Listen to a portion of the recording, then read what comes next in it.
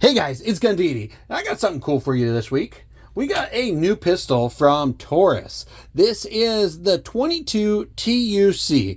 TUC, I believe, stands for tip up chamber because you can throw a round in that guy, close it up, put full mag in, and you got a perfectly running gun without having to rack that slide. Kind of nice. But this is a let's say a reintroduction of an older design from Taurus. We'll go over that here in just a minute, but let's go over the features of this guy first, and then we'll check it out compared to the older model. So, of course, this is the tip-up barrel design. So it's got that little, you press that little button up, it flips open that 3-inch barrel, so that way you can throw around inside there. It's perfect for those people who have dexterity issues and can't rack a slide. Plus, this slide is kind of hard to rack in the first place. This guy has more of like a angular design, as you can see. It's got a very angular nose here going into the trigger guard. That's very angular, of course. Your slide serrations are very aggressive and angular. You got an octagon-shaped barrel, and you got a fairly ergonomical grip. I mean, I got large hands, and I can get a decent grip on that guy. So it's pretty nice and round. I will say Taurus has been doing a really good job on their ergonomics, on their grips. This is a 9-round magazine on this guy. So you get 9 plus the one in the chamber, gives you 10 rounds. Pretty nice. It is a hammer-fired gun. So this is a double action only hammer fire. It's got a nice long beaver tail, so you can get a nice high purchase without getting that slide bite. And then it's got sights that are milled into the slide. So this is part of the slide and barrel design. So you can't swap out the sights, but you do have a completely grayed out rear and a bright orange front sight, which gives you a nice clean sight picture, which is kind of nice. Other than that, that's kind of the features of this gun. Let's go ahead and check out that trigger pull. Of course, we are going to show that it's empty.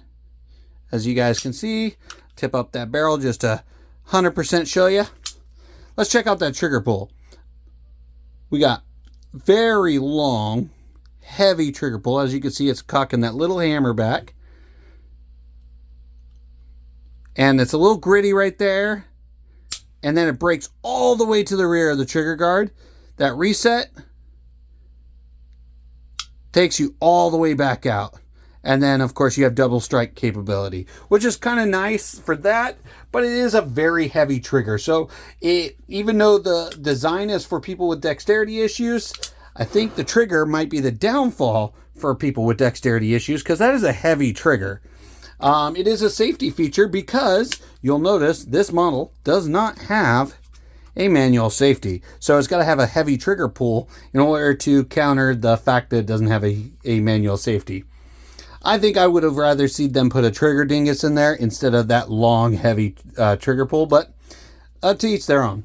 But I told you guys that this is a design after a older model.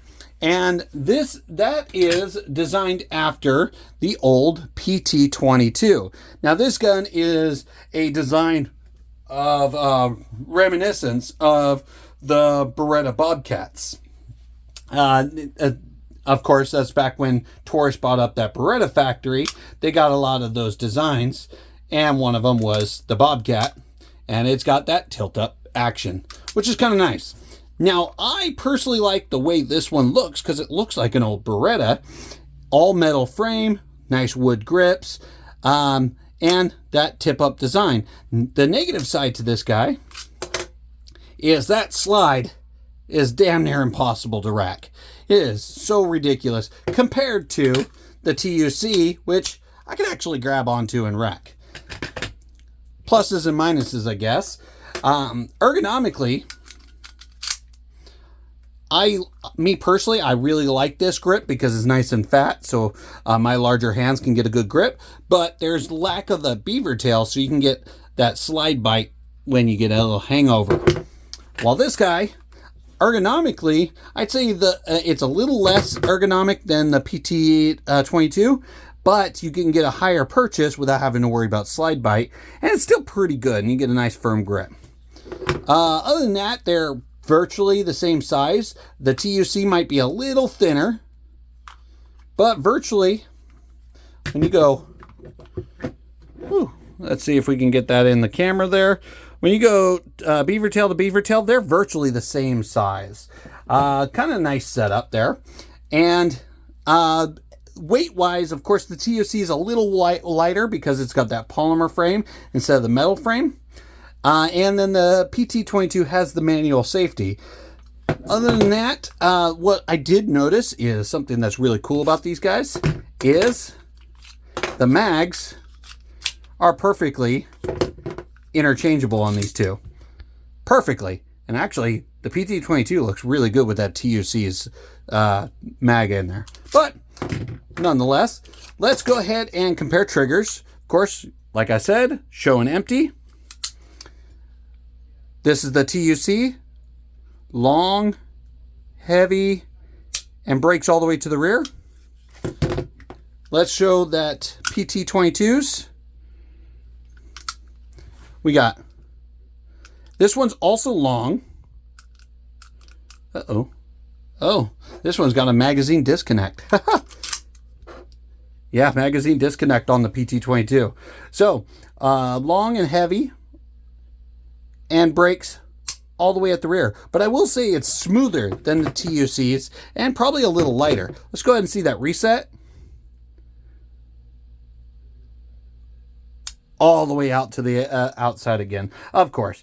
Very heavy but smooth trigger compared to the TUC, which is a little heavier and not as smooth. I know these are 22s. I shouldn't keep dry firing them, but I have to show you guys that trigger pull. Definitely a inspired design, a very inspired design, but I don't know. Me personally, I like the look of the PT-22 a little bit more than 22 TUC. Long name. But my opinion, I like the PT-22 looks better than the TUC. But let me know in the comment section which one you would prefer. And if you've ever shot the PT-22 or if you've ever shot the TUC. Let me know what you guys think. And guys, as always, this is Gundidi, and I'll see you for the next one.